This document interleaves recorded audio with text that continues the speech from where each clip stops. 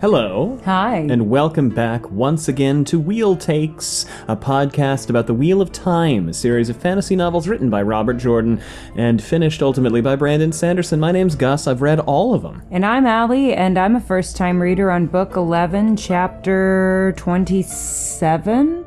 6. Right, like I finished 26 and now I'm on 27. Yes, but for about 208-9 episodes, we have worded it differently from that. I'm deciding to mix it up 4 years in. That is I feel very like exciting. I do this every time, and you're like, because I always think of on as in the chapter I'm about to read, whereas you think of on as like the chapter we just finished. Sure. And so I feel like I do this often, where I guess it, and then there's a disconnect between. I can't think of a time, maybe one other time this has happened.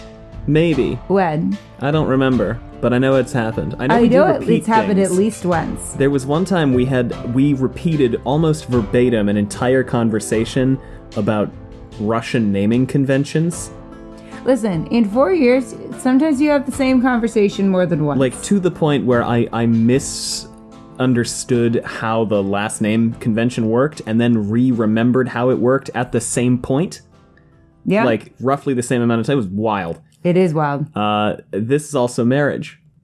This is marriage. Yeah. Anyway, welcome back. It's a glitch in the Matrix. This podcast only contains spoilers for what Allie's already read, and today that is everything up to and including Knife of Dreams, chapter 26, which is called, I think, As Though the World Were Fog. Yeah. I believe. Something like that. I didn't check the patron thing to see where we were at.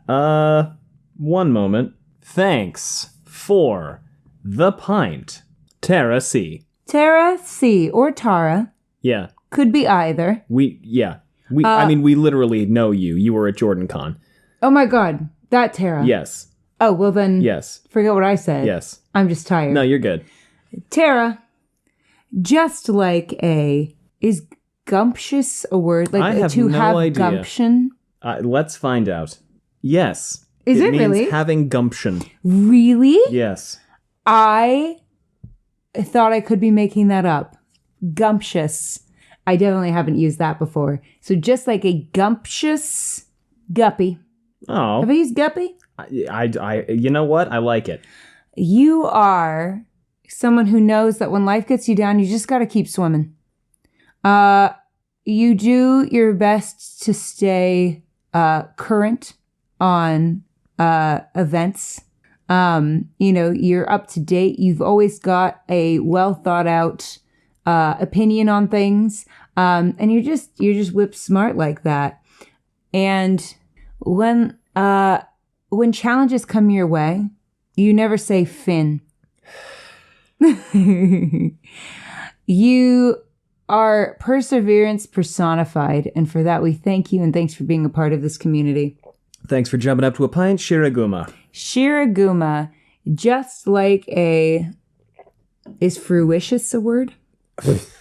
Like, I don't know. No. Well, but fructuous, productive or fruitful. Oh, sure. Productive, fruitful. All right. Yeah, okay. A fructuous. Sure. That's a new word I learned today. I'm just going to make up words and then find a word that's similar. Fructuous star. Ah. Fructuous star. You shine so brightly way up in that sky. You are really good at getting to the point in a conversation. So it's always interesting to talk to you because, you're direct. You know how to tell a story so that it doesn't ramble on and on. You've got a beginning, a middle, and an end. And being with you is just a gas. And for that, we thank you. And thanks for being a part of this community. Thank you for jumping up to a pint, Superfly. Superfly. Just like a superfly, piece of pie. Pizza pie or piece of pie? Piece of pie. Piece of pizza pie. Yes. Piece of pizza pie. If you signed a treaty, it might be the piece of pizza pie. There you go. Incredible. No notes. Being with you is a real slice. What? A slice? Yeah, a slice. It's All been right. a real slice. That's Great. what Meg says to Hercules in I haven't seen that movie in a long time. Hercules. Very good. The self-titled Hercules. Very good. Yeah, being able to use a real slice. You are someone who has opportunities just flower around them. The flies? Yeah, that's good. Flower. You know, like... Oh, flower like the... Yes, also good. And even those moments that have you upside down, flipping around, you always land on your feet in a brilliant performance. And for that, we thank you, and thanks for being a part of this community. Thanks for the pint, Mole Man. We really appreciate you, Doe. Thanks for the pint, Mole Man 1976. Mole Man 1976. Just like a delectable cheese wheel. Yeah. I could go for a cheese wheel. You're a Gouda person. You know, but you still know how to bring in the cheddar. We're at cheese puns. Mm-hmm. Good. Continue. Yeah. Good. You don't. It's okay. No. Yeah, okay. I'm doing this. I've committed to the bit. I'm gonna finish. It's exciting that you've decided to be a part of the. Oh, stop! You took Patreon one. Community. Good. Mm-hmm. When we saw your pledge come in, you're too smart. We said, "Damn." Ooh, that's a really good one. Thank you. And you're not even a little bit stinky. And for that, we thank you. And thanks for being a part of this community. And last but not least for today, thanks for the pint, Josh J. Josh J, just like a jocund dog bed. All right. You know, we got to look around the room. That is a thing that's in the We gotta room. do what we got to do. We also have Larry's sanity, but we'll talk more about that later. Oh, wait. Oh, I have so much to talk about because we've talked about JordanCon. No. We'll get there. But dog bed. You're a comfy person. You make us all feel welcome and safe. You're a friend to the animals. You're a friend to all who know you. You're soft. Not in a, like, you're, not cut out for this world, like, weak kind of way. But in a way where it's like, you're not afraid to get vulnerable. You're not afraid to be real. You're not afraid to show people the softer parts of yourself. And that's such an important quality nowadays. You're also... Your chair is so loud. I bet it's peaking over the point that... I'm doing my best here. No, listen, it's a kind of ASMR for me personally. But I bet Truncate Silent's not going to get rid of it. Okay, well... It's not a problem. The other thing about our dog's bed that's nice is you could take off the cover and wash the inside. Or wash the cover, but you don't have to wash the inside. Because the inside's foam. And just like that, you're practical and convenient. And for that, we thank you. And thanks for being a part of this community. So thanks, everyone. We're almost caught up. Yay! I keep saying that, and then time passes. But we are actually almost caught up. That's early April. You all are too good to us. Speaking of April, we are currently towards the end of April, and we've recently returned from JordanCon, where we got to meet quite a few of you, and it was lovely. Thank you for all saying hi, even though we were a little bit more in absentia than we usually are, because we were trying to conserve our energy. But we had a great time. Specifically. It was great to see you all. We had a lot of fun. Thanks for coming to our panels. Thanks for saying hi. Can I share two stories from JordanCon? Is one of them the bobblehead story? Of course. Sure. Go ahead. They have to understand why we now hate wheel weaves. We don't actually. We love them so much. Wheel Weaves, for those of you who don't know, is another Wheel of Time first time reader podcast who started before we did and are about a book ahead. They're wonderful. If you are looking for other first time reader podcasts, yes, definitely go check them out. We have been dear friends with them for years, to the point where we actually have each other's phone numbers. Mm-hmm. And Brett and Gus's bromance cannot be understated. Every year they dance together like gleeful children. And like, it's just a beautiful thing to behold. However, we now have blood feud with them. It's the epitome of like white boy dancing. Yes. And it's great. Because here's what happened. Okay, first, I have to tell a story before this part. Right. So that they can understand some of the context behind this other story, both of which are awesome. So first, Danny and I saw on the schedule, along with Delusions of Grendel, who is also another dear friend of ours, that there was something called interpretive dance through Eye of the World happening on the schedule, which had been added at kind of the last minute. And it was unclear whether that was like a front for an announcement or whether this was serious. And all of us decided that we were going to show up early when it said, you know, if you want to participate in the dance. In the interpretive dance version of the Eye of the World. Show up 30 minutes early, which, if you know, the three of us was something we were very game to do, to the point where we were like, I hope there is no announcement. Yeah. I will be disappointed because I will have wanted to dance. That's obviously not true. We would have loved a show announcement of some kind. But hyperbole, thy name is wheel, takes wheel weaves and delusions of Grendel. So we show up 30 minutes early, dance and shoes on, also all dressed as the Black Aja hunters. Yes. Yeah, I was Pavara. Yeah. I discovered that having bangs is a sensory nightmare. You took that wig off as soon as you could. That was the worst experience of my life. I don't know how people with bangs handle it. It's truly unreal. I also learned that being a brunette is not in the cards for me because it washes me out like crazy. I thought you looked cute. Thank you. No one else agrees with you. But so literally, Grendel came up to me and goes, that color washes you out. And I went, agreed. So anyway, we show up 30 minutes early and we're ready to dance. No one comes. During which time I take a quick break to go show Brett. We should clarify here. When she says no one comes, she means like the person running the panel. Yes, it's me and Danny and Grendel all waiting for someone to come. And during which time, because my ADHD is the way that it is, I became impatient and was like, I'm going to take a quick sojourn into the place where they sell stuff. The auction. Well, there's other stuff in there too, but there's an auction, and that is important to the story. And they also sell stuff in Dealer's Alley, which I thought was called Vendor's Village.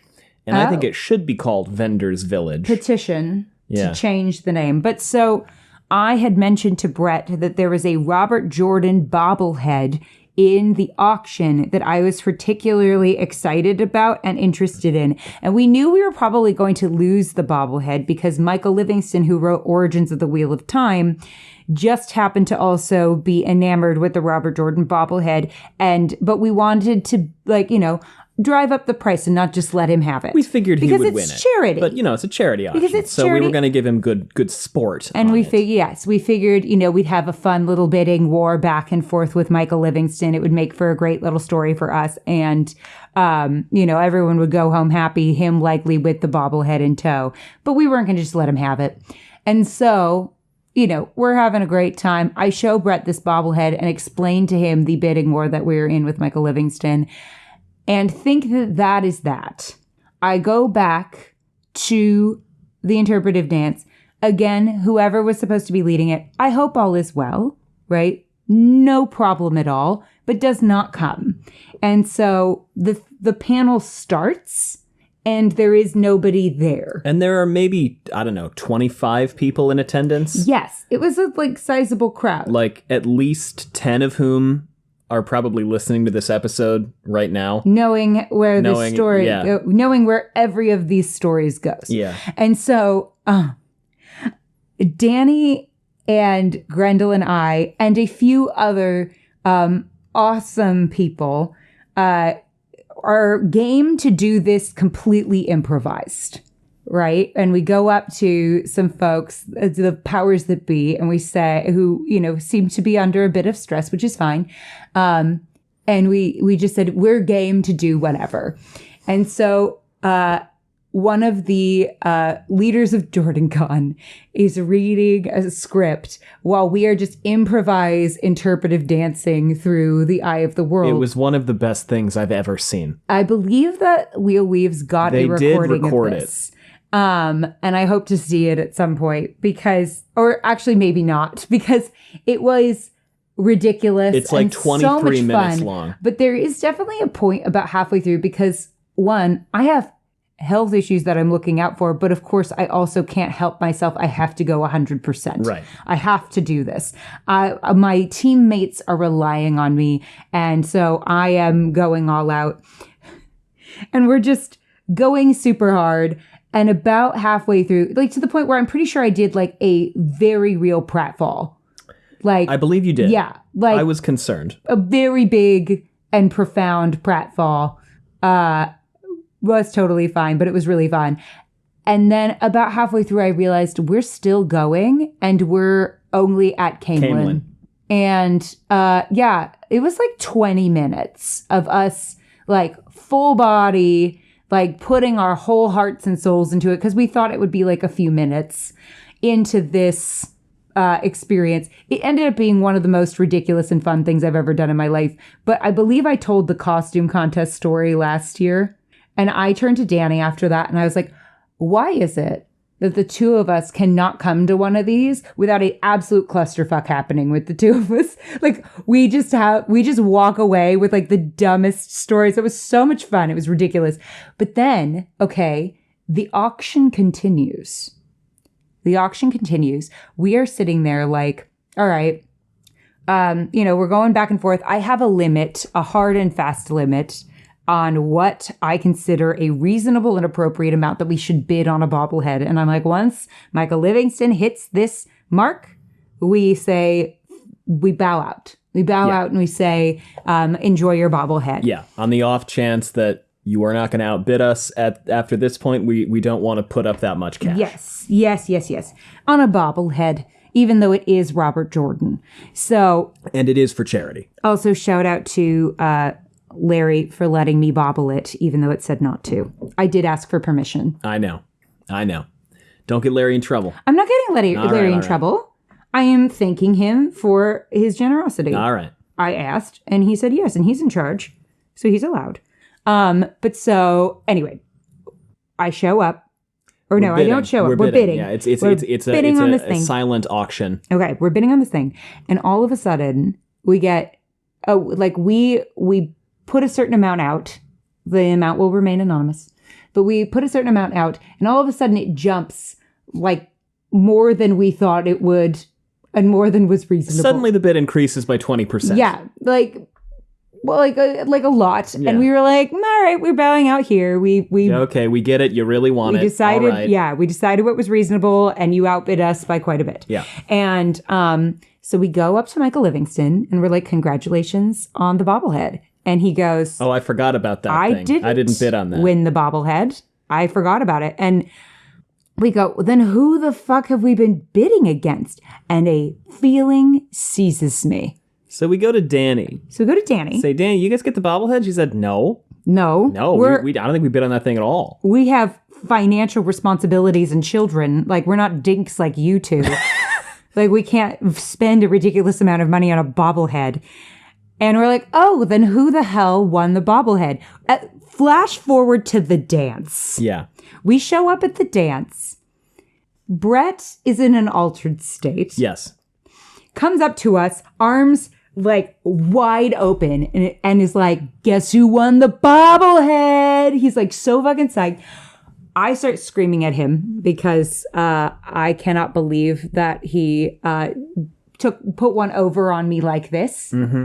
I cannot believe that I showed him that fucking bobblehead and he fucking outbid us by a ridiculous amount. And also Danny starts screaming at him. We are both screaming at him lovingly. We're both screaming at him in the middle of the dance floor. So if you saw two people screaming at a howling with laughter Brett, that was us, and there was a reason. Yes. So we're screaming at him because we're like, you're a fucking idiot, which is all loving.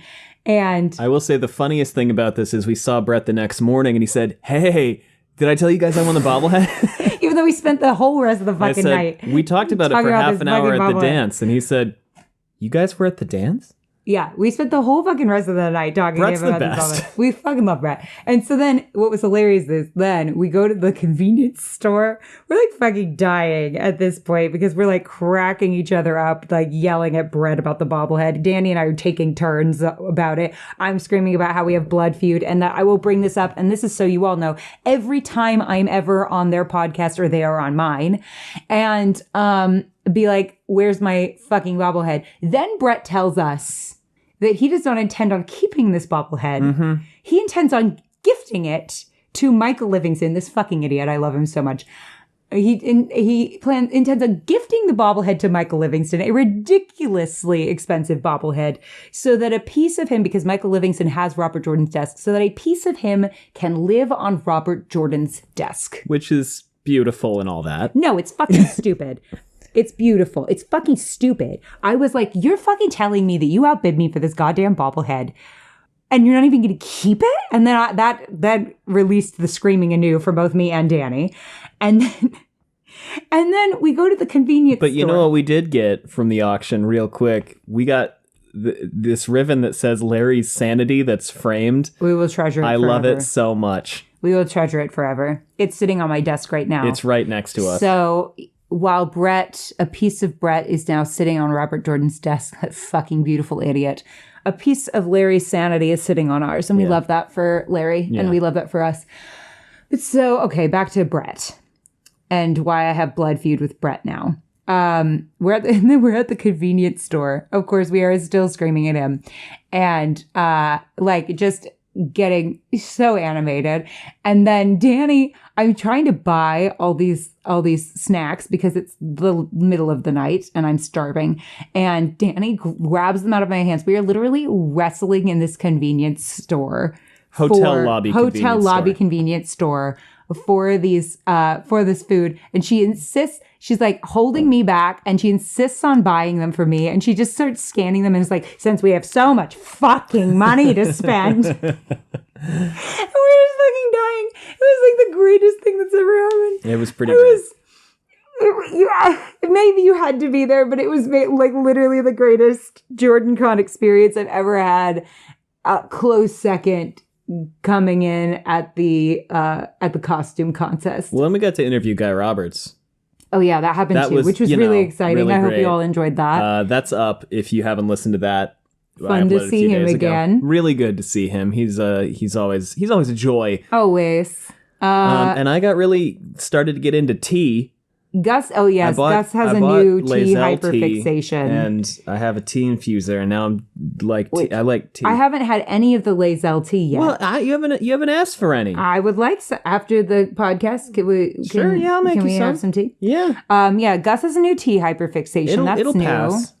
No, it won't. No, our board game shelf says no. Oh, that might be a visceral nightmare for somebody. I'm sorry. I thought it was funny. But also it's great. Sorry. And we love that for you. No. I just remembered that some people have like issues with sips. Yes, I'd forgotten. Sorry. No, it's okay. Well, they can be uncomfortable for 1 second. I apologize. On that note, we're gonna take an ad break.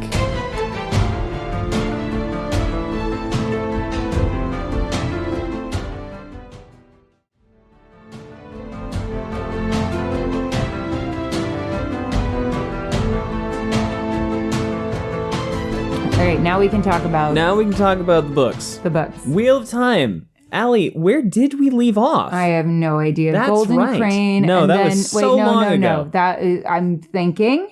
Please let me think. It was a good chap. Golden Crane rides for Tarmogaiden, and then Egwene getting her ass with beat, the but Captain, she my rises Captain. above. It was terrific. I didn't realize it was maybe I did. 9 days. It's only 9 days. You did. You yelled about that went last off, chapter. I riffed about that this time because I completely forgot. Allie, we're going to pick it up with chapter 25, Attending Elida. Do you have any notes? Yes, I do. And then my phone died partway through chapter 26, so don't get mad at me. Was it 26? Yeah. Yeah. Not Elida. Elida lesbian confirmed. We have no choice but to stand. Tarna, this is very lesbians until graduation of you. Please fix your attitude and your face. Okay, and then Tarna says, she herself found men far more attractive than women. Okay, Kenzie, too. Relax. I really wanted Elida to say, sign it, seal it, deliver it, but alas. She is not that slay. Because she said, sign it, seal it, and then post it. Yes. And I went, no, it's got to be She is allergic to slaying. She is allergic to slaying. It will kill her. It would. It would kill her. Anaphylaxis all over the place, which is not something to joke about. Very bad. Very bad. It's been 9 days. Good Lord, Egwene. Even God had a rest day. Imagine being such a bad leader that someone can turn everyone against you in less than a fortnight. Shout out to Taylor Swift. Egwene accomplished in literally 7 to 10 business days what took Katie Heron an entire school year. Yeah. Mean Girls reference, Mean Girls reference. Galena literally beat Tarna's block out of her. The tower continues to remain untoxic, I see. Oh my God. Sorry. What? I thought I deleted my notes. Oh. Egwene really said, another Taylor Swift reference, happy, Taylor Swift Day, by the way, to all who observe. That album came out a week ago. I know, and I was busy at JordanCon, so I couldn't shout it out. Oh, okay. I am a white woman, so of course. Listen, she's great. I like her. Egwene really said, I cry a lot, but I am so productive. That's true. Anyway, that is a tortured poets department reference. I keep wanting to say Tortured Poets Society, and I know it's not that. Elida, even the birds disrespect you because the crows and the ravens keep going on tower property. Okay, now we're in Matt's head. Not a rabbit. No, they were eating a rabbit. That made me sad. Yeah, okay. Yeah, sure. Rabbits. Tastes good. What's up, Doc? Yeah, well, yeah. All right. Little no. I understand. Yes, you're right. No, I had a rabbit growing up. Like for dinner? No. Sorry. I'm sorry, that was mean. Her name was Ribbon the rabbit, and I named her Ribbon because she came with a ribbon around her neck. I did know this. Yeah. I did know she was this. an Easter present, which is not advisable. No. Don't gift your children rabbits for Easter unless you know how to care for one. Yeah. Or intend to care for one for the rest of its natural life. But, yeah. But we loved Ribbon the rabbit. Matt, go get Moraine expeditiously. They're really not doing that. How many episodes has it been since we found out she's alive? Because I think I declared that I would say every time how many episodes it had been, but then I forgot about that. Well, it's been in the Moraine Lives chat. It's been in the episode description every single episode. Has it really? Yeah. Every single episode, the episode description has ended with... See, even when I don't and you know who remains captured. Okay, but we need a count. We need how many episodes. Okay. So 1, 2, 3, 4, 5, 6, 7. This oh my is the God. 8th episode. This reminds me, okay, don't kill me, everyone, of 2 other things I want to share about JordanCon. Remember when we were going to go record and you said, this one's going to be really short? Because the rest of this will be really short. That's probably true. 1, we had a really lovely interaction with one of our listeners at the dance who was super lovely. Just shout out to Anthony for a really adorable, you just made our night. That you was were nice. so sweet. That was real nice.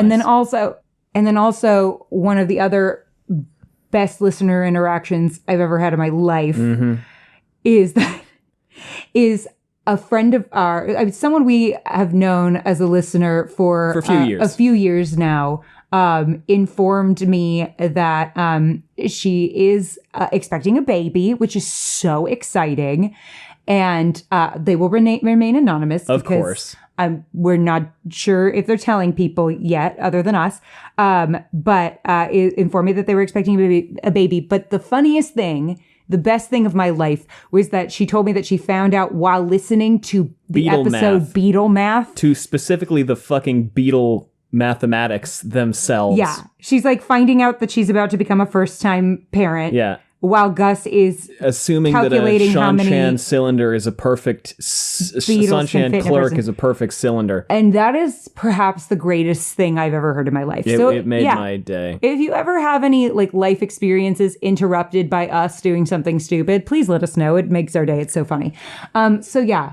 What was I talking about? Notes.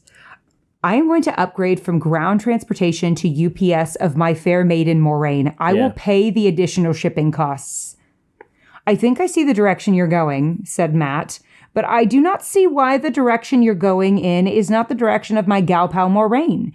Do you need me to Google Maps it for you, buddy boy? This podcast is brought to you by Google Maps. It's not. Google Maps. With it, the Fellowship would have gotten to Mordor in one book. Matcham Cawthon, making slavers giggle since 2005.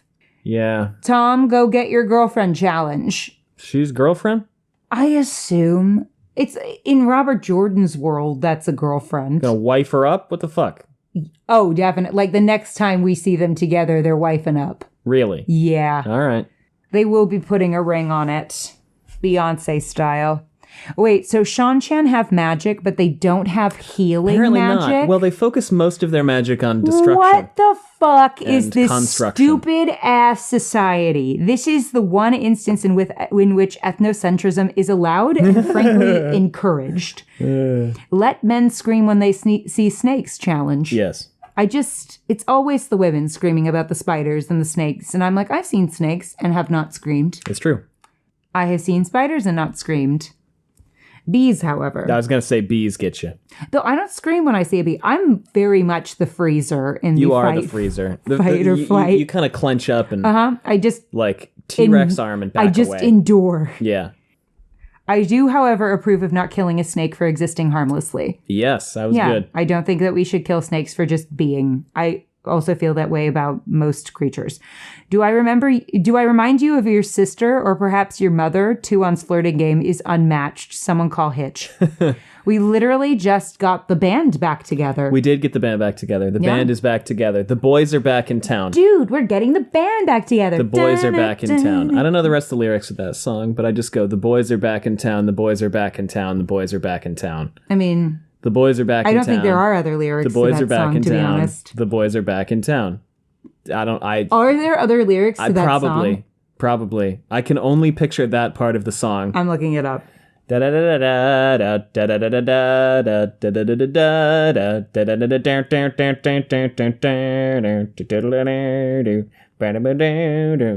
find out if I've there heard that are song other a million lyrics. times, but I'm like the only songs.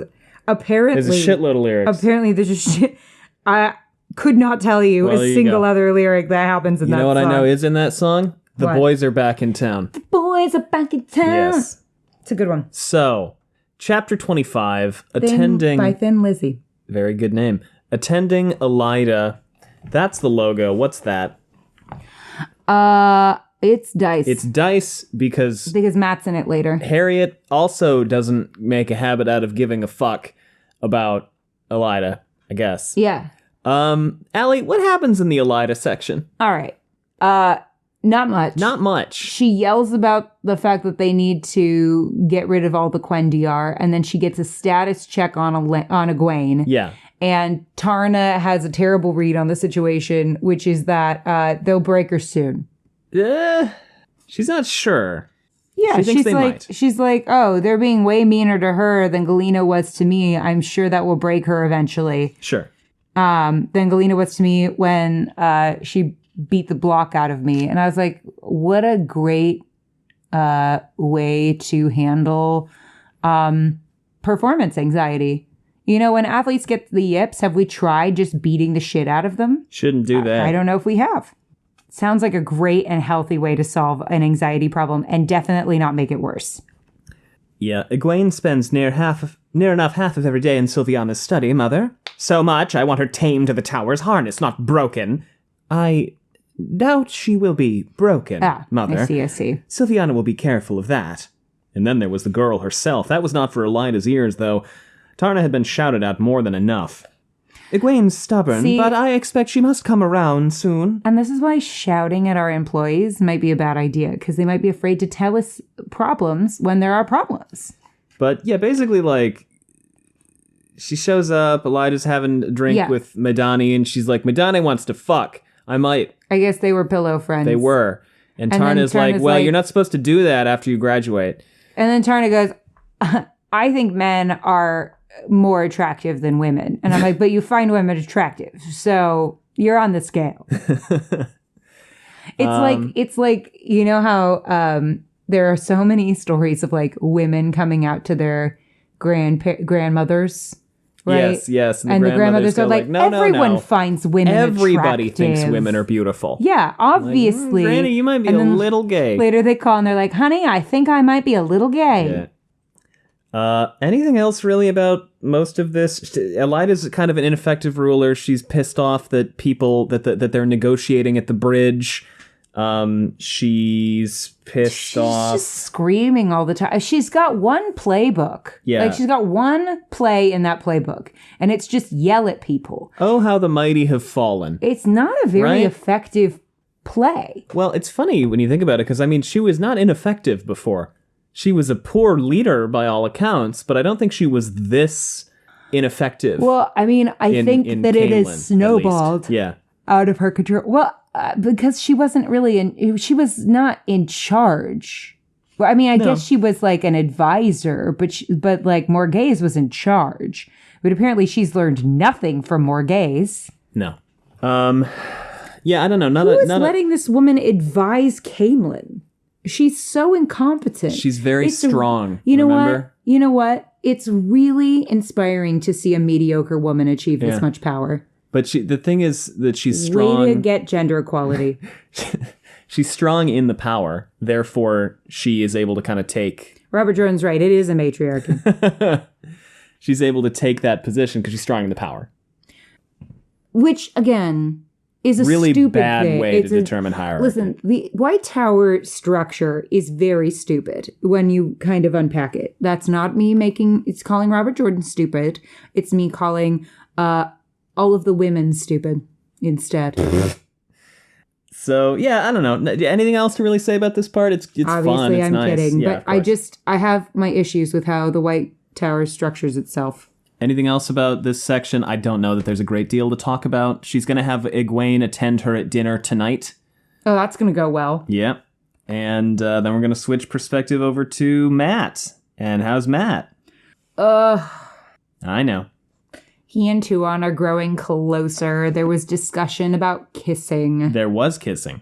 I just bloomed blocked it out, that. Matt's hanging out. They're going through the Demona Mountains, which, as far as I know, are not on the map. I'm not entirely sure where this is, except I know that the map. They're heading towards Mirundi. So, because they don't want to go here. They don't want to go up to Andor or down through Ilion. So I think they're kind of over here, going towards Lugard-ish in that area. What is the plan here? Where are they trying to go? Out of Shan-Chan held lands. Well, that's valid. Get Tuon back to Shan-Chan held lands. Reunite with the band somewhere. Sure. Escape, basically. I mean, escape is good. Yeah. A general escape. I'm just wondering where this plotline is going other than in the trash for me. Why is it going in the trash? Because I hate Tuon. Well, yeah, okay. Yeah. What do you hate about her? She's a slaver with no deconstruction. Doesn't really seem to be reflecting at all, does she? No, not even well, okay, she did say she has occasional alarming thoughts in her POV chap. She did? Uh-huh. She did. So I guess there could be a world in which I will get on board with this. Maybe Matt will be a positive influence on the little nightmare. Laelwyn is continuing to make eye contact with people and deconstruct heavily. We love that for her. Very fun. And Matt is now actually calling her Laelwyn, which is nice. Which we should call people what they want to be called. That's a real thing. Seta is learning to channel. Yes. You remember this? Mm-hmm. And she's still kind of afraid of it, but she's like, hey, this is my life now. Matt got the shit chopped out of him when they were escaping, and he refuses to let any of the Aes Sedai heal him. That's dumb. Yeah, a little bit, but it's Matt. And the Shan-Chan are like, oh my god, this healing thing is really useful. And I'm like, why was there no investment in your own infrastructure? There's a snake. You mean that you're just putting rosemary on shit when you have the power to, you have these all-powerful women and it never occurred to you that maybe, some of them could heal people? Was there that much to conquer in Shan-Chan? Well, I guess. They're fucking stupid. It is a funny oversight. A funny oversight? It's the dumbest. How are you going to be blowing people up and, going to wars and have no ability to fix it if people get hurt? You're fucking stupid. This is dumb. There's a snake. In my boot? No, not even. It's just Amathera. Amathera screams at it, and Joylyn is like, haha, snake. And Matt's like, don't kill it. It's swimming away. And Tuon is like, hey, you showed compassion for an innocent thing that meant you no harm. This is a concept that's completely alien to me as a fucking slaver. Just kidding. Do you not have, like, children in your life? Do you not have, like, a nice dog? Well, have you never met a dog? As we know, the Shan-Chan beat dogs that don't obey. Remember that whole thing? They're monsters. Yes. Monsters. That's the metaphor that don't beat dogs. Somebody used to try to compare. All it teaches them is to make them afraid of you. It's also a monstrous fucking thing to do. It was a metaphor some Shan-Chan used to either Perrin or Matt for why they wouldn't torture Damani. They're like, well, you know, you don't, like, lame a dog that disobeys you. You hit it. No. And you were like, no. We're like, no, you don't do that either. No, you don't. Don't do that. You don't hit a dog. So, yeah, this snake... You don't hit a dog. You don't hit a child. You don't hit anybody. A strange man who lets poisonous serpents go, Tuon said. From the fellow's reaction, I assume a black lance is poisonous. Very, he told her. But snakes don't bite anything they can't eat unless they're threatened. You may kiss me, toy. Oh. I hate the toy thing. Every time it comes back, I get angrier.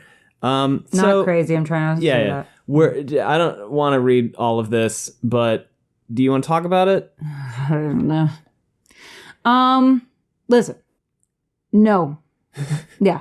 I like the beats of it if it were happening to other... Like, let it be Aegion or Eludra or anybody that's just deconstructed from their bullshit. We have 2 women who have deconstructed from their bullshit literally right here. Or have her starting to deconstruct. If she were, like, on the path... I mean, and I guess she's starting to, maybe, I hope. She spends most of her POV section next book showing that she just believes and repeats the party line, in my opinion. See, and this is the thing that annoys me about her and why I also hate Gawain, is I can't stand people who, when presented with alternate information, don't evaluate their position on something. Yeah, it's really... I think this is the first time we've been in her head for an extended period of time, and she really spends the entire thing just fully buying into her own propaganda. Like, imagine just, and I know people do this, but I'm insecure about literally everything. And so I can't imagine trusting my own instincts so much that, like, the first piece of information I learned about something, I'm like, that's the information, and I'm not going to delve any further into that, despite being presented with facts, expert opinions, actual literal life experience that tells me I'm wrong. Yeah. Wild shit. You could make some argument that the way she interfaces with the Aes Sedai on this trip only serves to reinforce her negative beliefs and all that. But what I do really struggle with her internal monologue is that it really doesn't seem like she does much reflecting. Yet, maybe she will do some, but I maintain that I would actually really enjoy reading a Tuon who is unrepentantly like, no, I know it's bullshit, but I'm going to go along with this anyway. Like, yeah, no, I understand that I could learn to channel. I could. And, you know, I could be a Soldom, but I'm in charge, so I'm not. And if you tell anybody this, I'll tell them, you'll die. I think that would be a really interesting character to read. Villainous, sure, but then don't make her sympathetic. Don't make us want, like, don't want us to like her. Okay, I have no problem with complex characters. Of course not. No, of course not. And I'm fine with that. I just don't think we should be like, I like your idea, but then I go, well, then she's bad news bears. Unless she fervently and earnestly believes, like, this is morally incorrect, perhaps, by your standards, but it is necessary for us to defeat the shadow. It is necessary for these things. Like, if she has, like, what I would like to see from this character is a level of emotional depth to be like, I grew up in a situation where, you know, I was having assassins thrown at me by my siblings. Everything is pain. Everything is brutal. The world that I was lived in and was brought up in was a certain way. I understand that many of the strictures and rules that we have put into place are effectively manipulative or were brought about for manipulative reasons. However, over the last 2,000 years, they have benefited this given status quo, and it is a status quo that benefits me specifically very, very much. and I have seen how it does or does not work for this culture in these different ways, and I am not willing to risk change. And that's not necessarily a sympathetic perspective. No. It's not. But it is one where I go, okay, but your train of thought makes sense, and you did think about it a lot. Yeah, I'm not saying I'm not like saying it. that just believing what you're told doesn't make sense. Of course that makes sense. But I don't know. I would like to read that. I just cannot get behind a character. Like, I cannot. The worst crime you can be in literature is annoying. And I just find her so, and obviously that's not true in real life, but I just find her so annoying because I'm just like, at least acknowledge the truth that is in front of you. Whether or not you go like, well, that's going to make me change my whole whatever is neither here nor there. But like to see it with your eyeballs and go, no, what is that? And I know people do that, and Yeah, that's of course they realistic, do. but I'm not going to like them. Well, and I mean, really more than that, because I like reading about Gawain because he's frustrating and because he's annoying and because he does double down in this way. And I think it's really fun to watch him kind of continue to bury himself. But with Tuon, I'm being asked to go aw at this moment with her and Matt, and like, Yeah, and I'm not going to do that. my thing here is I don't want to do that because No. I don't want them to end up together. Like, I don't. Granted, I feel like we're supposed to root for Gawain and Egwene too, and I don't. I also don't do that. I don't root for them. I think Gawain. I stopped rooting for them. Obviously, the Tower coup, but when she told him, like, no, that's not how it went down, I was literally there. I guess this is like the worst thing you can do to me. It's like, if I went to you and was like, I was literally there, this is what happened, and you were like, no, I'm going to go with what someone heard 15th hand, we're done. Like, no, we can't bounce back from that. Like, I'm like, that amount of like disbelief in your partner. Yeah. Like, when she was there and saw it happen, it is a big no for me. Like, to me, Matt and Tuon are completely unrealistic because I'm like, there's just no way, right, in 2024 that I'd be like, yes, these political differences, we can overcome them. Like, there's just, I'm like, and be married and be happy. What? How will they raise their children? What is the foundation of their relationship? Let me ask you that. She calls him Toy, which is a triggering term. Yeah. Right? She can't even be likable in her pet name for him. No. Like, she just goes out of her way. She's like, what are the most unlikable decisions I can make? And then she makes them. I hate her and Gawain. She and Gawain should be together. They would make an amazing couple. That would be great, because they're actually. both I'd be so really interested in awful that they'd at least be an interesting couple. But let me ask you, like, I agree with everything you're saying. Obviously, Gawain is not as bad as Tuon. I agree with everything you're saying. I'm asking you, from a character development standpoint, what are the things that are making them They're both good click? at stabbing stuff. They both like horses. Yeah. Each of them thinks the other is intelligent. I do honestly kind of struggle to see why they're falling in love with each other. I don't get it. I don't get it. I don't get it. I do not. I can't ship them. And you know me, there could be 0 signs and I will ship them. But these two, it's like the opposite. Like, they constantly fight, which I just can't get behind. There's no like exchange, like at least with Perrin and Fael, there's clearly love there.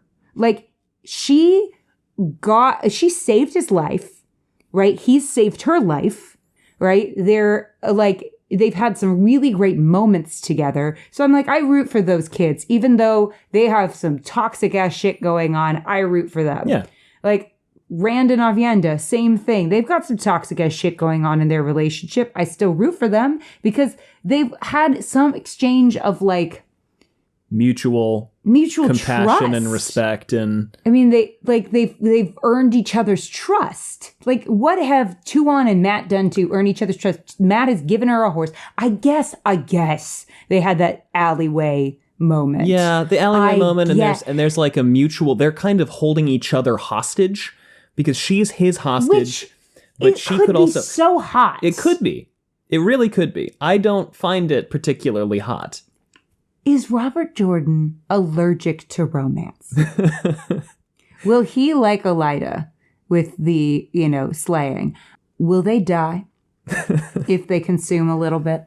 No, because here's the thing. Robert Jordan can do romance. Yeah. He's done it. Perrin and Fael, that Battle of the Two Rivers was some of the most genuinely moving shit I've ever read in my life. Oh, yeah. So he can do it. And I'm just like, how do you take enemies to lovers, which is my favorite? Yes. Favorite. And I just don't get them. I don't like her. I guess I just don't like her. And I think that's the problem, is she's done nothing to make me like her. I guess she saved Matt's life one time. Yeah. Because he annoyingly refuses to kill women. Yeah. Even if they're trying to kill him. Yeah. Which, normally I can get behind not wanting to kill women. But, if they're going to kill you, I think you're allowed. I think that's, the one time, by law, you're allowed. Yeah. At least here. So anyway, they kiss a few times, and there's all this stuff about how she's never been kissed before. And let women have a romantic background. Bloom, and all that. I believe that she's never been kissed, because with lines like, do you think I'm your sister or your mother? Obviously that's who you want to remind someone of. She's roasting I get him. that she's roasting him. I get it. I just hate her. Sure. She could eat crackers and I would still hate her. She has not earned my liking. She's your SEC? I don't your mind slaver eating crackers? Yes. She's my slaver eating crackers. She could eat crackers and be like, look at that fucking asshole eating crackers. Look at her. She's so fucking dumb. I hate her. And I stand by it. Hating a colonizer slaver. I like the comparison between Gawain and Tuon. I haven't thought of that before. But I see where you're coming from. I'm a good matchmaker in these books. In this Gallant and Barrelane, hottest people. They should get together. So make them kiss. We're gonna take a really quick ad break.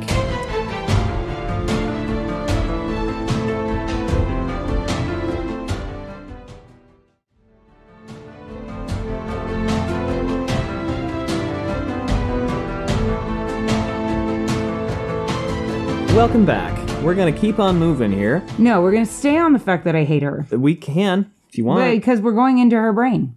Well, in a minute, but first, the band, the boys are back in town. The Yay. boys are back in town. The boys are back in town. The boys are back in town. The band shows up. Vannon is here. Vannon, who apparently rivals Baron Vladimir Harkonnen, according to Robert Jordan, in his size. That's a Dune joke. That's the guy in Dune, the big dude who kind of floats around. And every time Vannon shows up, Robert Jordan is like, look at this. I did understand what was happening in Dune 2 because I paid attention to the first 30 minutes of that movie. Yeah, and you saw it twice. I did see it twice. And I got it both times.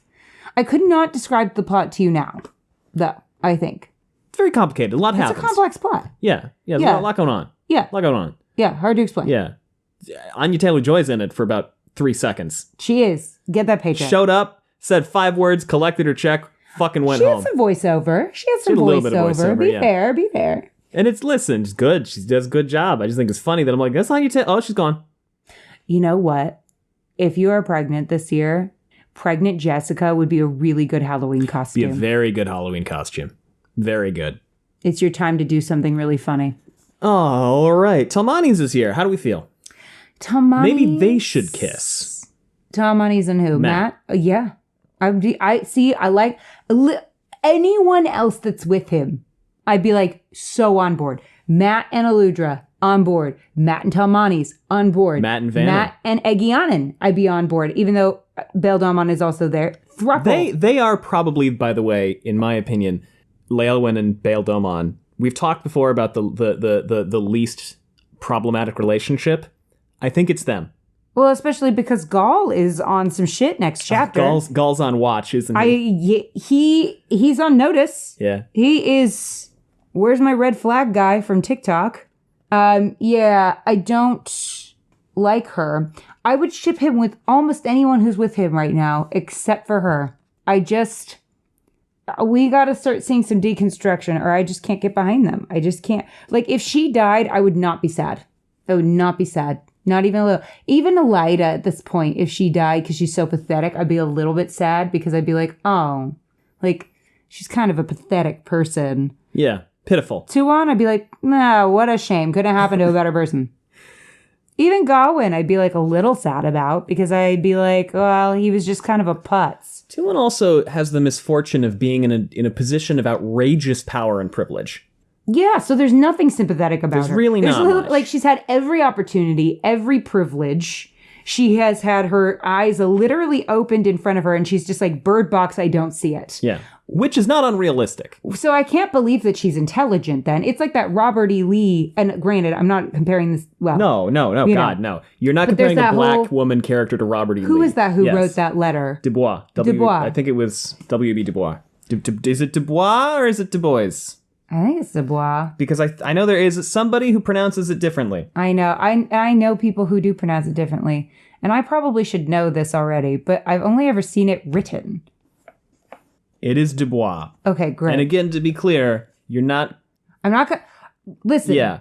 Real slavery, fictional slavery, obviously different. Yeah. But I agree with everything W.E.B. Du Bois. Yeah. Jesus Christ, Allie. Get it together. But I agree with everything he said in that letter. And I do think there are parts of it that kind of translate to how I'm feeling about Tuan, where I'm like, either she is knowingly and actively participating in slavery and going, this is fine, I co-sign this, which makes her unquestionably evil. Yeah. Right? Or she is the dumbest person on the planet. Right. Or she's unaware of what is going on in which with the case slavery. She's absolutely an idiot. Despite being in charge of it. So which is it? Is she evil or an idiot? Either way, I'm like, I don't really care for her. Yeah, sure, yeah. I guess we could equal opportunity let women be idiots. I guess. Or let women be evil. But I'm like, she's not even evil in an interesting way if she's evil. Like, I'm okay with, like, having these unquestionably, like, evil women in these books. Oh, the Forsaken. But then I'm like, then you gotta acknowledge, if you're gonna be evil, acknowledge you're evil. Then I have respect for you at least. Or, own it. Yeah. You're a bad person. Own it. I can't with this, like, oh, I'm a good person, but I also suck so bad. And I'm not trying to do anything about it or think about it at all. Or at least acknowledge the self-motivated factor of your evilness. Well, yeah. Of the things you're doing. I suck for this. At least that. Give me at least a little, like, yeah, I see your point. But, like, our entire society is built on this. Still not cool. Still not okay. But at least give me something. I think there would also be a really interesting, dynamic to explore whereby, like, Tuan is trapped by her own society. Trapped by her own history. Right? Yeah. Because you go, like, I don't like it. However, I can't exactly undo it without unleashing... I don't know. Hell and warfare and all these other things. And reflection is good. If there were some reflection and then but shit's hard, I'd go, all right. I mean, not okay. Still probably don't like you, but at least I can, like, have a little, like, you're not a complete fucking idiot or just so evil that you don't care about the suffering of others so much, but you still view yourself as good. I guess that's the thing. Yeah, there is a real sense of, well, no, I am doing the right thing, and in fact, I should be in charge of everybody. And if you think you are doing the right thing, but it's a hard decision, that's why I don't like Elida either. If you're doing a bad thing, but you think it's for the right reasons, then at least have the decency to feel bad about it. Yeah, I guess. Is my thing. At least feel like shit about it. Either be so evil that that's your whole personality and you're just like, I'm going to acknowledge it and just be bad. In which case, I have respect for you. Wouldn't hang out, but I have, like, some respect for you and can kind of, like, go, all right, they're, like, hot in a problematic way in some, whatever. Yeah, I get that. Yeah, but, obviously there's a lot of nuance to unpack there. In everything. But you know what I mean. Yeah. It's like the Grendel of it all. Yeah.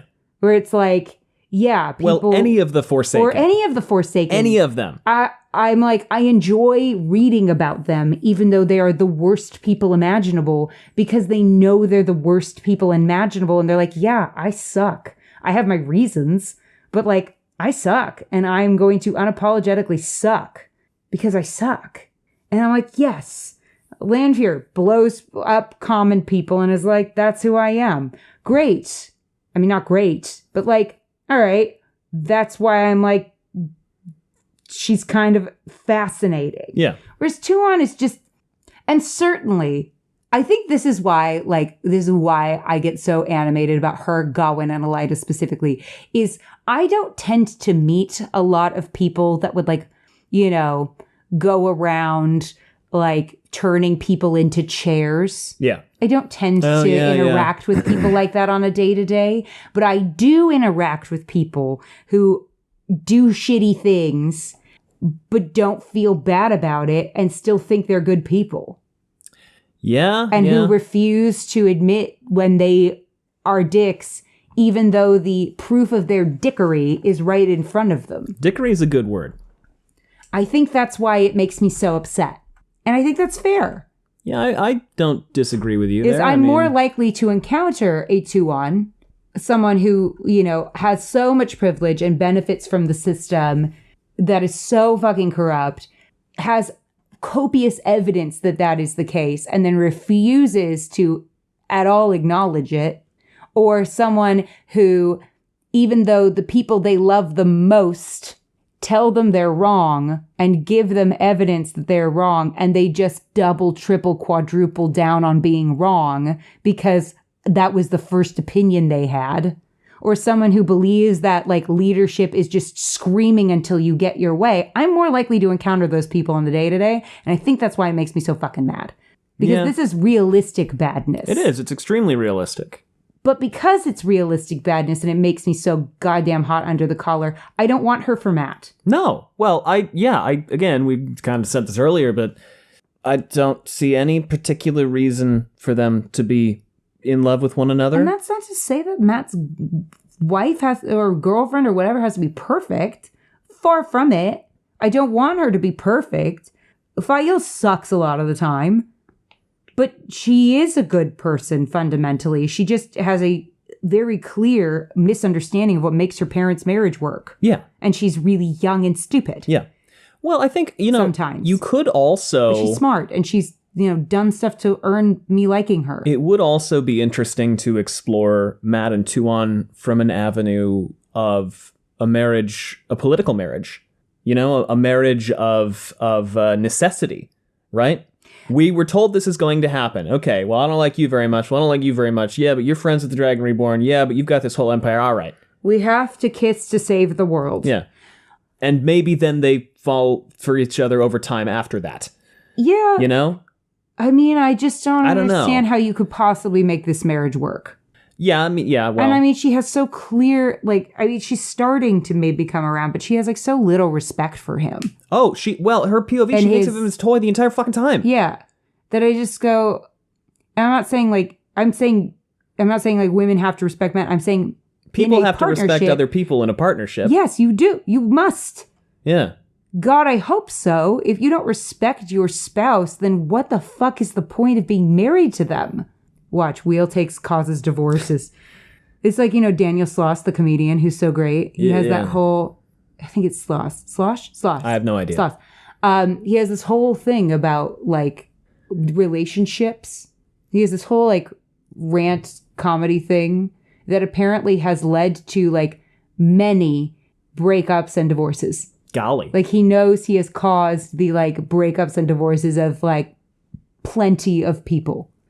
Because it's all about marriage is fine, but what are the odds that you're going to find the right person or whatever? And are some of you just going through the motions because it's easier to stay together than it is to break up for you? And all this stuff. And I guess people have sat there in his audiences and gone, oh shit, that describes a person sitting next to me. Unfortunate. Imagine you take your partner to a comedy show and all of a sudden you leave divorced. Unfortunate. But yeah. Do we want to push past Tylen? Do we want to push past Tylan? Not Tylan. I'm sorry. Fuck. Their names are so similar. Do we want to push past Tuon? I didn't mean to do that. I definitely want to push past Tylan. I also want to push past Again, another person I could not stand. Yeah. Great. Talmani shows up. Yay! And we're all very excited. And Matt is dismissive of Egwene and all these other things. And Talmani's like, Egwene is a fucking badass, bro, actually. You got to deal with that. Yeah, I will not take any more dismissiveness of Egwene in this podcast unless it comes from me. And Matt is like, why did you bring the whole fucking army? He's like, I only brought like half of it, actually. It's like 10 times bigger than it was when you left. And Matt's like, what the fuck? We sang some songs. People liked them. And then he introduces Tuon and my wife. The pass caved in behind the band as they came through. That's ominous. Very unfortunate, bad timing. They have to find another way through or around. And Vannon is like, you can't do that, bro. It's a young mountain range. It's not like there's an easy way through. It's a fucking mess. You remember that part in the Lord of the Rings when Sam and Frodo we're going in circles. We're going in circles. It's that. We're literally there. It's foggy and shit. I forgot the name of the fucking mountain pass. I used to know this. God damn it. Oh, this is gonna bug me. The pass. I know it's like a 2-syllable. The pass.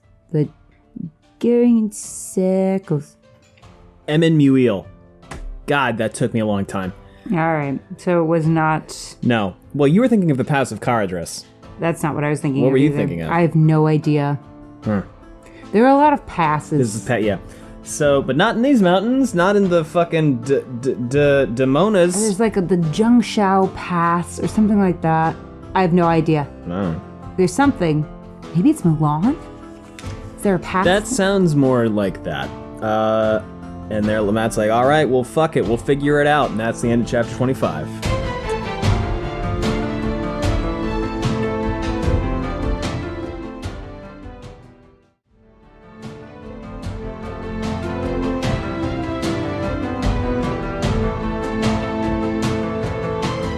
Chapter 26, Sally, is called As If the World Were Fog. Scary. Very dramatic title. What's it refer to? The like... Yeah, it's another one of them. The weird ripple thing. It's another one of those. Yeah. Anyway. They're cool. They're cool. Okay. They're unsettling. There's the logo. I personally, every time they happen, I'm just kind of like, and? Come on, and then it's over. And I kind of go like, what? Anyway, yeah, it's the wheel. Do you have notes for chapter 26? I know you have one when your phone died. I have one, and then my phone died, yeah. Tuon continuing to be a UN's worth of flags, but the flags are all red. Yes. I'm not gonna read different fucking shades of toy red. over and over. I'm not gonna do it. I don't Fire respect truck. this perspective. What are other colors of red? Auburn.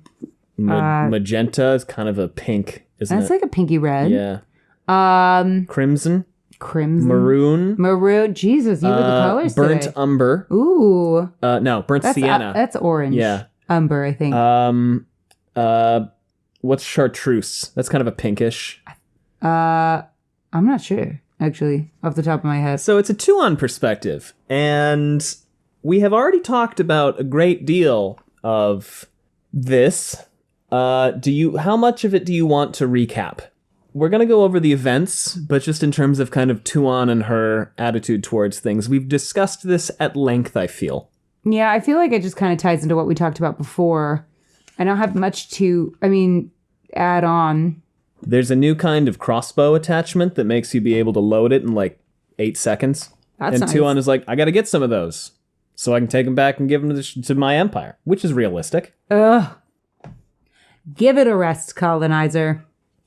I'll read this section because it's her perspective on Matt. I'm going to call him Matt, though. Matt, commanding an army, seemed very odd. He was charming at times, even witty and amusing, but often a buffoon and always a rapscallion. He'd seemed very much in his element as Tylan's pet, yet he'd seemed in his element among the show's performers, too. And with the Marath Damane and the 2 escaped Damane and in the Hell, that had been such a disappointment. Not even one fight. Events later had not compensated for that. Getting swept up in a street brawl was hardly the same as seeing fights in hell, which admittedly had been far more boring than rumor heard in Abu Dar had made it seem. Matt had displayed an unexpected side of himself in that street brawl. A formidable man, with a peculiar weakness. For some reason, call that a well. She found that strangely endearing. Of course she does. And then she wonders about his hanging scar. She wondered about the scar he took such pains to hide. That he did was understandable. Why had he been hanged, and how had he survived? She could not ask. She did not mind lowering his eyes a little. In fact, it was enjoyable making him writhe. It took so little effort. But she did not want to destroy him. At least, not for the moment. Again, this just does not feel like the internal monologue of a healthy relationship. She does think that she doesn't want to see him gored to death by cattle. I feel like that's a bare minimum. Tom comes up. She thinks he's a White Tower spy. Why? Because he's really savvy and really good at stuff, and she can clock that. Okay, I guess. Patently, the white-haired old man was an experienced spy who'd sent him to Abu Dar. The White Tower seemed the most obvious candidate. He spent little time around the three who called themselves Aes Sedai, but a well-trained spy would not give himself away in that fashion. His presence troubled her. Until the last Aes Sedai was leashed, the White Tower was something to be wary of. Despite everything, she still had troubling thoughts at times that somehow Matt was a part of a White Tower plot. That was impossible unless some of the Aes Sedai were omniscient, yet the thoughts sometimes came to her. And then she's like, hey, well, it was kind of weird that this army just showed up, huh? And Tom was like, yeah, he's ta'veren. She's like, you believe in that bullshit? You're a fucking idiot. You dumbass. Believe that, like, birds can tell the future. Stop being such an asshole. It's really funny, actually. She goes, ta'veren. Ridiculous. These people and their endless superstitions. A small brown bird, surely a finch, flew out of a tall oak and circled Widdershins 3 times above Matt's head before flying on. Widdershins? Counterclockwise. That's a thing? Widdershins, yeah. I'm pretty sure that's what Widdershins is. Widdershins? I have never heard this in my life. I'm enjoying it, though. Widdershins. Sorry. Contrary, yeah. Counterclockwise or contrary to the sun's course. I just thought that was like a funny last name. You clearly haven't read Discworld. Apparently not. Widdershins. She had found her omen. Stay close to Matt. Not that she had any intention of doing otherwise. She had given her word, playing the games that had to be played, and she'd never broken her word in her life. So they get to the band. How is the band? They're fine. They sing Jack of the Shadows. Talmanis has a really good map of where all the Shanshan camps are.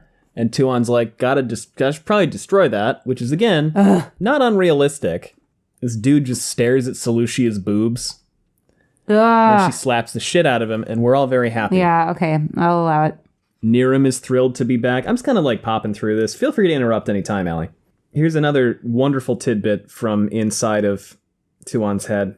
Leelwyn even went so far as to stare unblinking at Tuon for a long moment. Selucia made a low sound, very like a growl, but Tuon ignored the provocation and gestured Mistress Anand to bring her stool over beside her.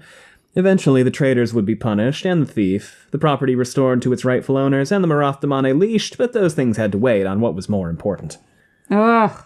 She usually enjoyed her private conversations with Mistress Anand. She argued against leashing Marath Damane, as might be expected, and even against keeping Dakoval, of all things, yet they were discussions rather than arguments, and Tuon had made her concede a few points.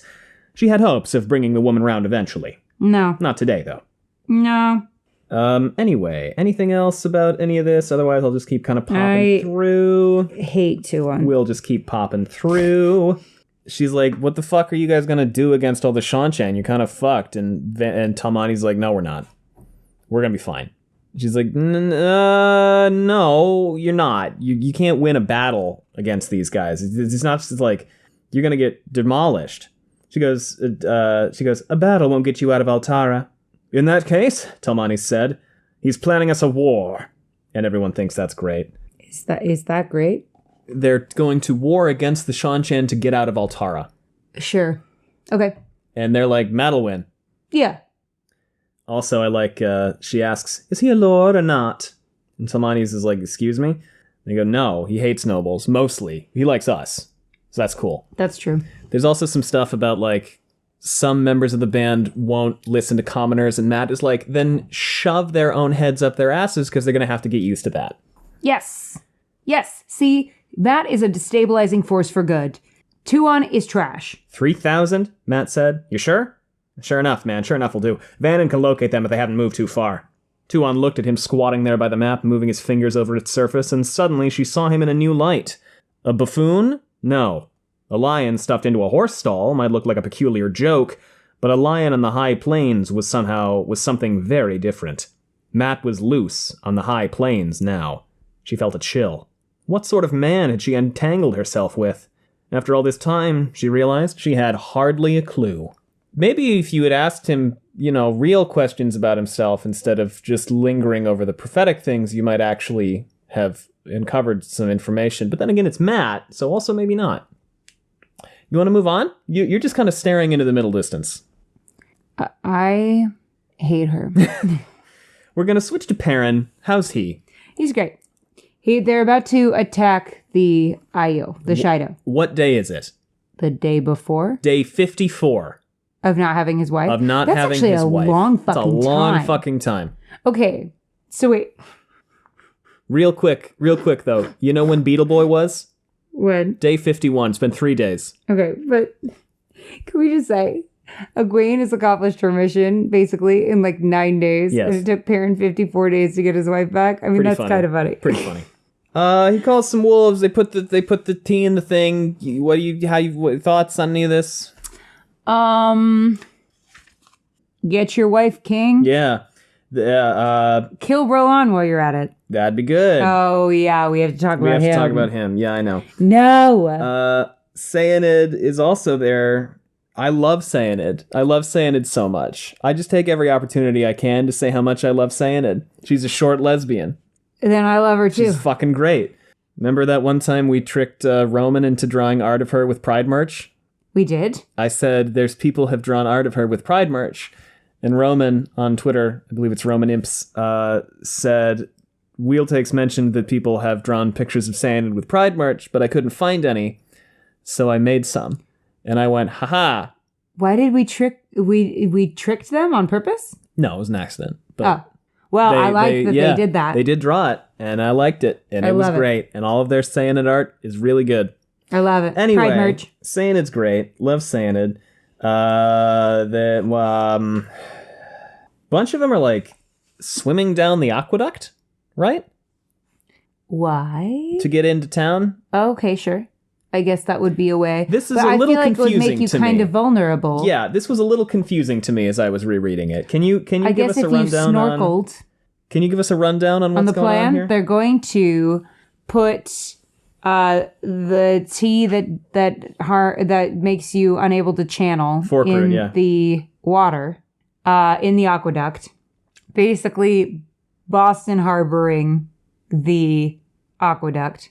For those of you who are unfamiliar, it is a folk tale that actually did happen, but we've elevated it to folk tale status that the founding fathers threw tea in the Boston harbor to protest the tea taxes against the British. It's like the whole thing. So yeah, I feel like, they're going to do that. And then they're basically going to ride in and take them by surprise, and the wise ones won't be able to fuck them up. Yeah. And Perrin is like, I'll just hand all of those people over to the slavers. Yes. I hate it so much. Well, might be a grand ruse. Listen. Maybe he's going to renege on this deal. No. He might. Maybe. Maybe he will. How many were there again? Lot. Like 3,000, you said? It's either 300 or 3,000, and I've forgotten which. A lot either way. Let me check. Hold on. I hope he at least has the decency to feel bad about it. Granted, I mean, these people suck. They're the Shido, but they can't all suck, right? I assume not. Some of them might be the victims of circumstance. I hope. Sorry. 200. And what's awful is Savannah can't even channel, or more. So she won't even get hers. It's a couple hundred. I don't know where I got thousands from. It's a few hundred. That's still a lot. It's still a lot. So I think 3,000 was in terms of how many Shido there are. Maybe. There's a lot. But they have several hundred wise. Yeah, they had several hundred wise ones. There are thousands of people. Whatever. Anyway, I'm bad at numbers. That's okay. But yeah, they're all, a bunch of them are going through the aqueduct to get to the cistern to go into the fortress that they think that they, like, he told Galena to tell Fael to go to this fortress when there was an attack. Remember? Mm-hmm. So then they're going to, like, smuggle her out from the fortress. And Galena's like, I'm not going to do that. I'm going to kill her instead for no reason. I'm the worst, so fuck you. See, Angelina, if you're going to suck, at least be competent. This is the thing about the Forsaken women. Again, they're competent. She is not competent. Because it behooves her to keep Fael alive. That's the smarter move. It does. She's being an idiot. There's a really funny moment where Perrin says to Sandon, remember, the biggest danger will be getting from the cistern to the fortress. You'll have to use the guard walk on the wall, and there might be Shido in the town even at this hour. Maybe you'll have rain to hide you. She goes, thank you. I would not have known any of that if you had not told me. I like that. I know you're worried about her. We will do what can be done. Her tone was not exactly warm, it never was, but not so chill as before. I just like her. I just think she's great. I like her too. Anyway, she's got a sassiness. Talonvor is there, and he drowns. Just kidding. If only. Elias is like jokingly misogynistic and into funny, haha, the boys way, I guess. Uncle Elias, we don't talk about women that way anymore. He goes, should have trimmed my beard short like yours to keep it out of that. Still, a cold bath helps a man keep his mind off his troubles. I thought that was keeping your mind off women. What else causes a man's troubles? I don't know, misogyny. Man. Injury. War. Financial famine, difficulties. Plague.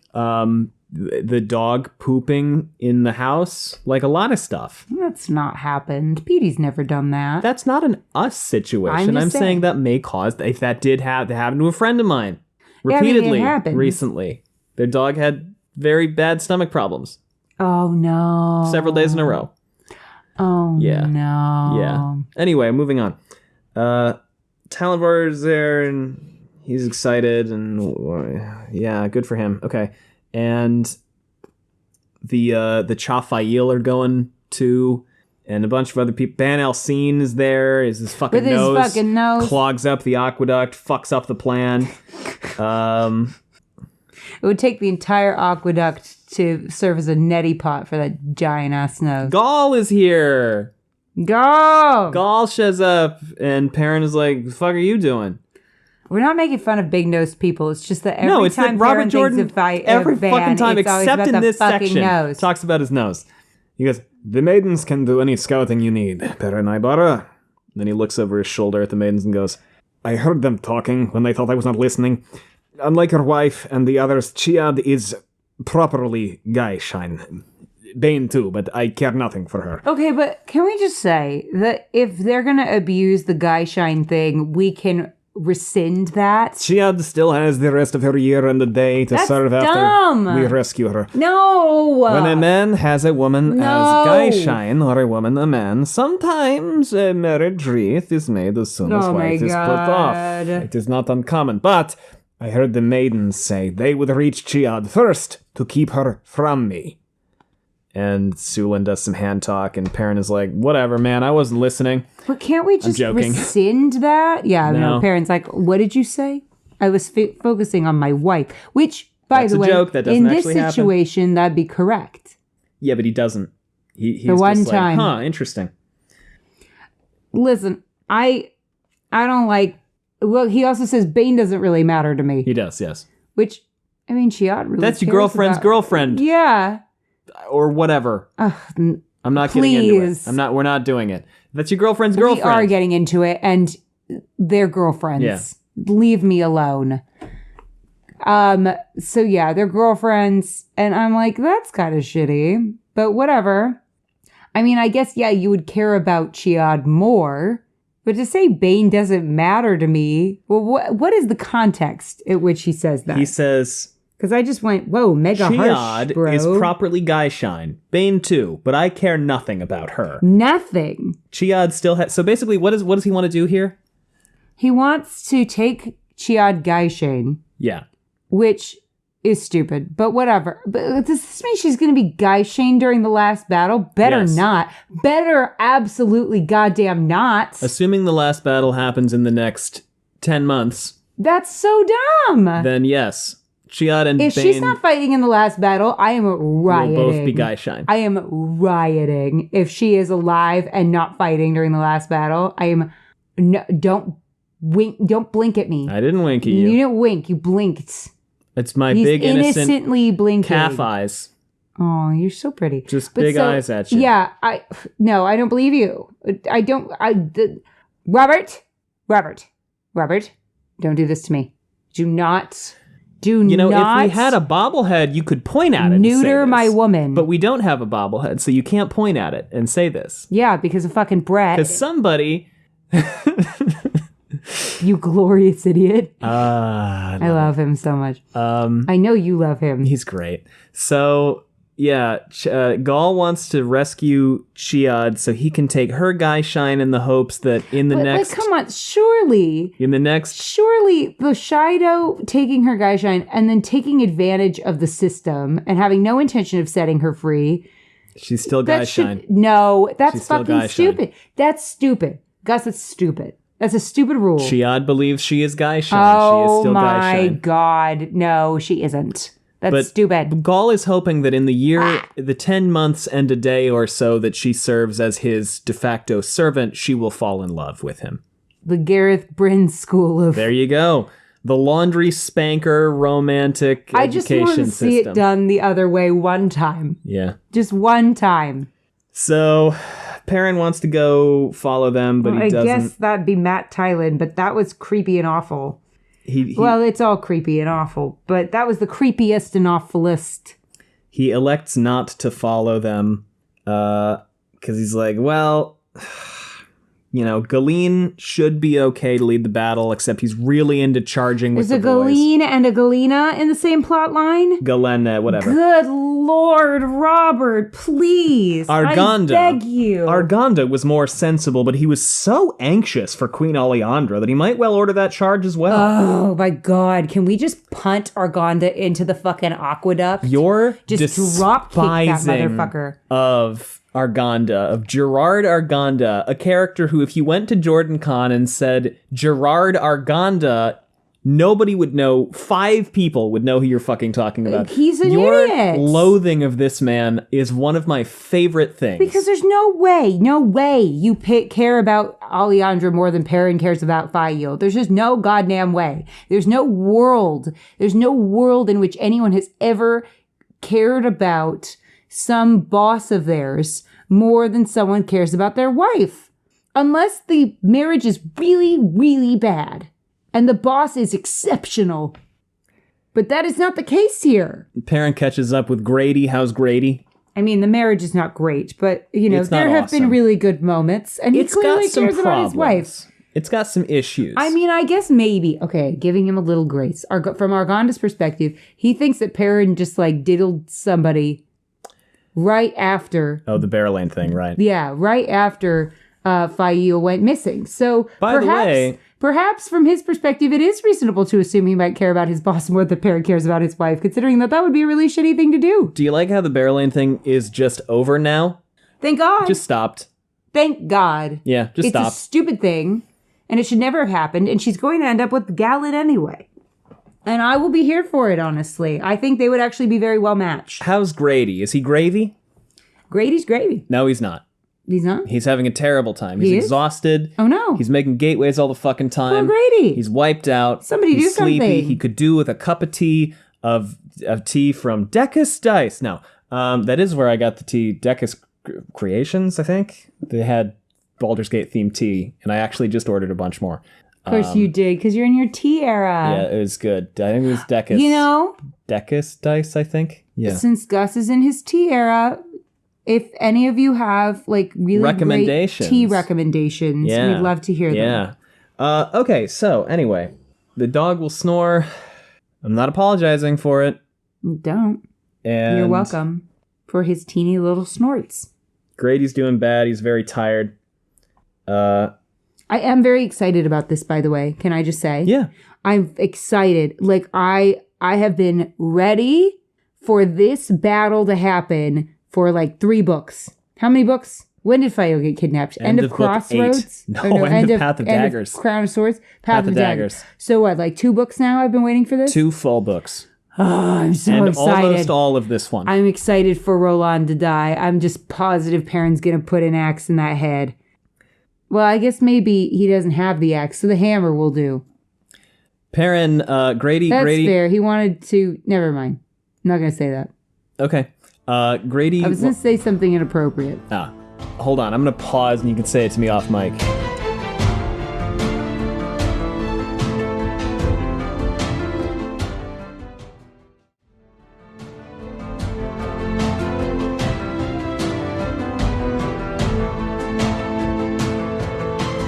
It was funny. So... Should I say it? Sure. I said, that's fair. He wanted to hammer Fail, so you hammer his head. A couple episodes ago, I made a joke about Rand saying he wanted to keel haul someone across his balls. I know, but then I was worried that people would think I was making light of the situation, considering Roland is such a creep. I don't think that you is are. Not what I am because doing. you're advocating for his being beaten to death. I would like him to be beaten to death. So Grady is like, yeah, man, this fucking Suldam shit's kind of weird. And the Damane, like, I was like, hey, maybe I could, like, pop those collars off you. And they started, like, scream crying. That's kind of weird, don't you think? A smidge. And yeah, the Sean Chan are weird. Welcome to the club. Perrin goes, whatever happens with the Damane, Grady, it won't be this week or next. And won't be us who fixes it. So you let the Damane be. Okay, that is such a bad response. We have a job of work in front of us that needs doing. And a deal with wait, trust me. And a deal with the Dark One to do it. He pushed the thought away. That I agree with. It had grown hard to think of Ty Lee Kiergan being on the Dark One's side. Or mission. No, come on. They're slavers. We can't be like, there are good people on both sides about this issue. I'm sorry, no. She's in her shirt. She's retreated. I am having enrichment time in my enclosure. So... This is my safe neurodivergent space. Perrin goes back to his tent. Barrelane's in there. She's like, hey, what's up? We're good now. I'm not a fucking creep anymore. Thank God. And Perrin is like, you got a nice ass in his head. And so Balwer is also there. And she's got to become unproblematic just in time for us to introduce her to Gallet. Am I right? Tylee is... Because they're coming this way. They are coming this way. Tylee is there and she has news. Meet cute. What's the news? The Aiel, there's a bunch of Aiel coming. Yes. And the White Cloaks are coming. The White Cloaks are Everyone's coming. They're Everyone's going. Joining the party. No, the White Cloaks are heading north. Oh, so they're not coming? They're heading north. Away from them. And Perrin was like, well, I know that the Seanchan are allied with the main body of the White Cloaks, and you are telling me that these White Cloaks are being led by Galadriel, and that they've been declared persona non grata and kill on sight for the Seanchan. However, Tylee, I don't think... What does he say exactly? Has Perrin ever met Galad? No. I don't know. He says...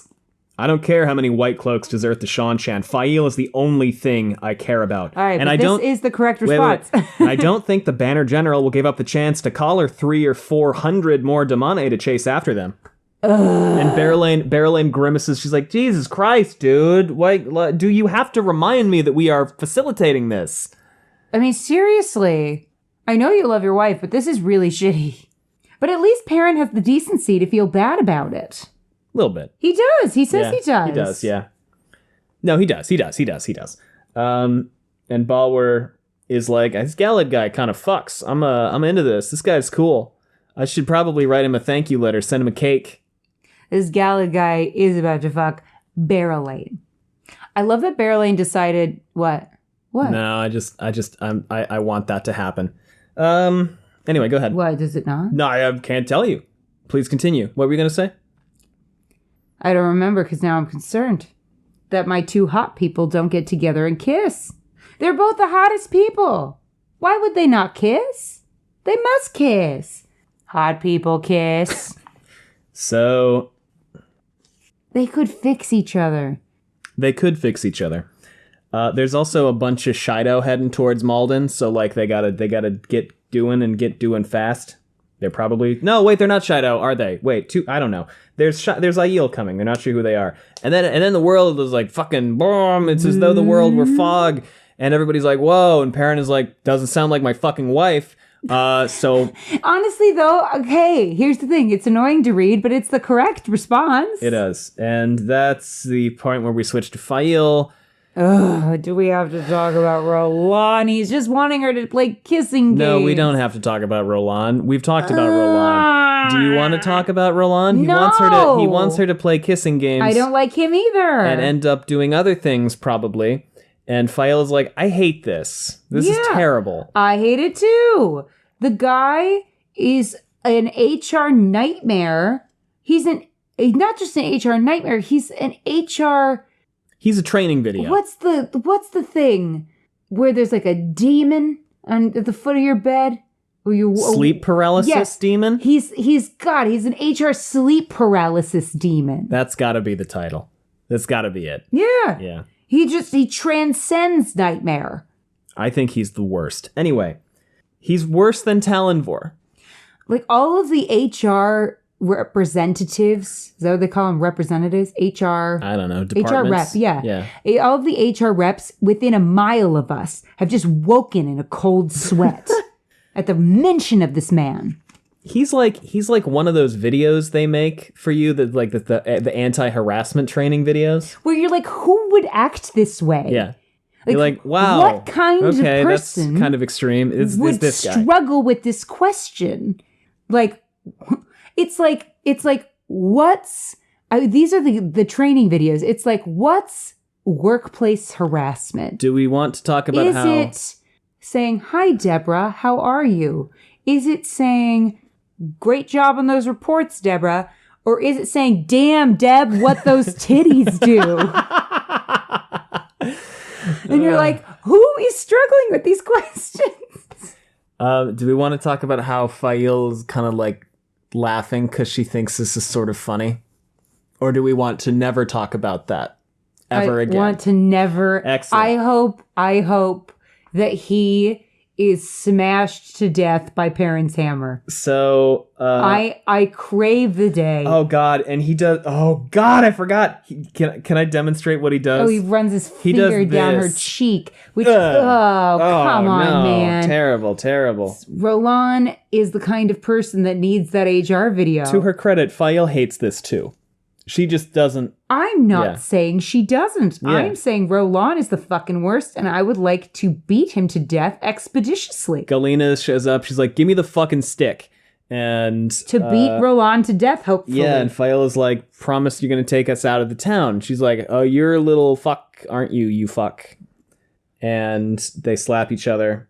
We're slapping the wrong people right now. And she goes, listen, you'll give it to me tomorrow morning in the town. We'll meet there in the south end of the town. I'll mark the building with a red scarf. Fael's like, why? Galena killing Fael is dumb. It's not. Like, this is a bad plan. Because no one goes there, fool. Because no one will see us. Tomorrow morning, early. Fail me and you'll regret it. Oh, but Galena won't have her powers, probably, will she? If she gets the oath rod back, she can forswear the oaths. But the aqueduct. Oh, true. Could be. So Fael has a chance. Potentially. Because we love our knife-throwing queen. Depends on the timing. And I hope she would not show up unarmed to this situation. And Fael's like, I hate this. Everything sucks. And Roland is the worst option. And that's the end of chapter 26. Thanks for listening, everyone. Sorry we had to end on Roland. Fuck Roland. He's the worst. We have social media if you want to know what we've got. Yes, go. But we're finally doing the thing, Gus. We're finally doing it. Yes! The rescue plot commences. I'm so excited. That's what we're talking about tomorrow, isn't it? It's going to be the rescue. Rescue? Rescue. It might be. Rescue. Might not be. Rescue. It also might be. Is that what we're going to do tomorrow? Well, because we're doing a live... I hope that I get this episode up before this live react, but most people will not have listened to it by that point. But it will be up on YouTube for at least a week. We're reacting to chapter 27 I'm of so Plain excited. Wooden Box. And I'm going to need us to get Fael. The first sentence is, the midday Altaran sun was warm, though a gusting breeze, sometimes whipped, Rand's cloak. No! It's not Fael Rescue. Are we only listening to one chapter? It's long. And yes.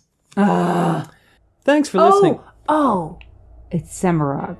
Thanks for listening, everyone. Semirog we have social battle. media if you Semirog want to know what battle. we've got Semirog going on. battle. It's linked down Semirog below. battle. We also have a Semirog Patreon battle. if you want to support us Semirog that way. It's battle. patreon.com/wheeltakes. And of course, you can always leave us a rating and a review, which Semirog helps battle. a lot. Semirog We also battle. have Semirog merchandise if you would like any of that. Semirog We have battle. merchandise that is Semirog available battle. both to Semirog the battle. United Semirog States battle. market and the Semirog battle. European Semirog market. I battle. don't know Semirog if the battle. European Semirog vendor battle. ships What? to Semirog battle. Asia Battle. or almost Semirog. certainly not Semirog Australia. battle. At some point, we Semirog. really Semirog should battle. look Battle. into Battle. Australian merch because I know we have a handful of folks who listen down in Australia and that greater area. Is that Oceania? I don't remember. Anyway, that is the long and the short of what we've got. So, Allie, anything else? Battle, Semirog, battle, Semirog, Semirog, Semirog, battle, battle. Thanks for listening, everyone. Semirog, Semirog, Bye. Semirog, battle, battle, Semirog, Semirog, battle, battle, Semirog. Semirog, battle, battle, Semirog, Semirog, Semirog, battle, battle, Semirog, battle, Semirog, battle, Semirog, battle, Semirog, battle. And I'll do one of those effects where I'm like fading out. Semirog, battle, Semirog, battle, Semirog, battle, Semirog. You know, I could also just put in a fade. Nah.